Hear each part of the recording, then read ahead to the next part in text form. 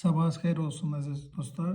Bu gün sizə Dövlət İmtahan Mərkəzinin kitabından bir dənə sual izah edəcəm. Sual belədir.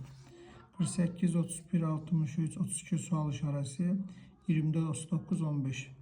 Bunların hansı qanunluq əsasında düzülüblər? Bu məntiqi belədir. Bura baxın. Bu 63-ün qabağında nə yazılıb? 39. Niyə yazılıb? 6-dan 3-ə çıxır, 3 yazır.